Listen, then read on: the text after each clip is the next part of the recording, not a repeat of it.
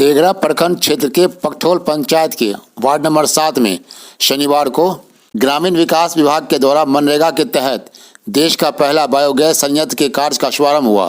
कार्य का शुभारंभ ग्रामीण विकास मंत्रालय, भारत सरकार के निदेशक धर्मवीर झा, केंद्रीय प्रोग्राम पदाधिकारी किरण चरण पांडे, किरण पी माली, बिहार सरकार के ग्रामीण विकास विभाग के महानिदेशक Saroj Kumar, state program officer Javed Ali ने कार्यक्रम का संयुक्त रूप से उद्घाटन किया। निदेशक ने कहा कि कार्यक्रम ग्रामीण विकास विभाग के मनरेगा के तहत पायलट प्रोजेक्ट के रूप में शुरुआत की गई है, जिसके लिए बेगूसराय जिले के तेघड़ा प्रखंड के पकठोल पंचायत में देश का पहला बायोगैस प्लांट के निर्माण का शुभारंभ किया गया है। इसके बाद देश के विभिन्न राज्यों में भी शुरू की जाएगी। भारत सरकार के ग्रामीण विकास विभाग के निदेशक ने कहा कि मनरेगा योजना के माध्यम से पंचायत के लाभुकों को बायोगैस प्लांट की सुविधा मिलेगी। इसके लिए लाभुकों को पंचायत में आवेदन करना होगा। उन्होंने कहा कि आवेदन प्राप्त होने के बाद मनरेगा योजना के तहत लाभुकों को स्वीकृति प्रदान की जाएगी। इस योजना का लाभ वैसे लाभुकों को दिया जाएगा जिनके पास 5 पशु उपलब्ध है। 5 पशु प्राप्त होने वाली गोबरों से इस बायोगैस का संचालन हो सकेगा। उससे बनने वाली गैस से लगभग एक परिवार के 10 सदस्य को 2 समय का भोजन बन सकेगा।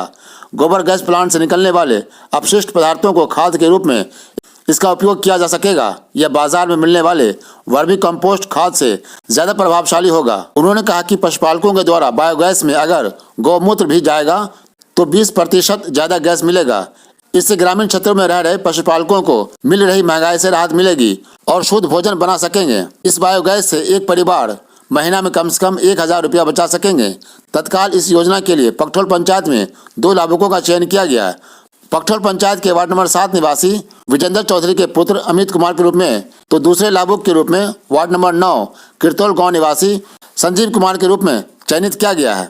उन्होंने कहा कि एक बायोगैस संयंत्र स्थापित करने में लगभग 50,000 रुपये की लागत आती है, जो प्रत्येक लाभुकों को ग्रामीण विकास विभाग के मनरेगा के तहत उपलब्ध कराए जाएंगे।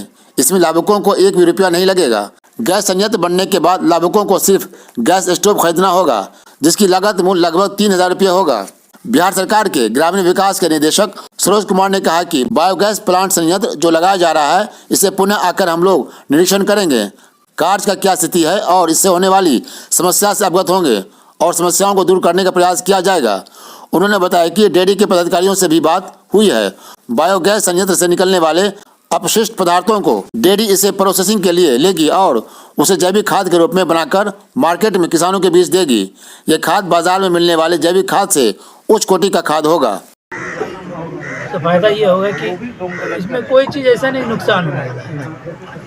गैस से बच जाएगा। गैस एनडीबीबी और सुधार डेयरी तैयार है फिलहाल। जो लोग जुड़ेंगे धीरे धीरे तो मार्केट दिखेगा ना लोगों को और लोग जुड़ेंगे। या गाँव के ही कुछ नवयुवक पता चला स्लरी खरीद के बेचना शुरू कर दिया, ये भी हो सकता है। धीरे धीरे करके अभी उसकी ज़रूरत भी लोगों को महसूस होने लगती है, तो वो आप खेत में डालें या फिर बेच दें। और एक नया चीज़ अभी देखने को मिला, जब हम लोग गए थे बरौनी डेयरी में, वो क्या है ना, सोकपिट भी वर्मी कंपोस्ट मनरेगा में मिलता है। उसमें ये जो जाता है स्लरी वाला थोड़ा ड्राई सुखाने के बाद, वो और भी बढ़िया प्रोडक्ट बनता है। तो जैसे इसके यहाँ बगल में आपने वर्मी कंपोस्टिंग बना, उतना तो मुझे लगता है तो जरूरत नहीं है सर, लग रहा था। तो उस तरह अगर बनाते हैं उस तरह के परिवार का, जैसे एक बना दिया, अगले फाइनेंशियल ईयर में वर्मी कंपोस्टिंग उसको बना दिया, तो अपना स्लरी बेचेगा नहीं किसी को। बाद में वर्मी कंपोस्ट बना बहुत फायदेमंद है, वो दिखाया अभी जैसा है। महंगा मत बेचिए ना, अपने खेत में डालिए ऐसे ही। हाँ, मतलब फसल भी बता रहे थे लोग, कम से कम 15% 20% बढ़ जाता है। जनरल खाद वगैरह डालने की जरूरत नहीं पड़ता। की बात है, जो खाद के लिए मारामारी है ना, उसमें भी थोड़ी समस्या का समाधान निकलेगा। तो इसके फायदे बैठ के लिखेंगे ना फुर्सत में कभी, आप सिर्फ फायदे ही हैं।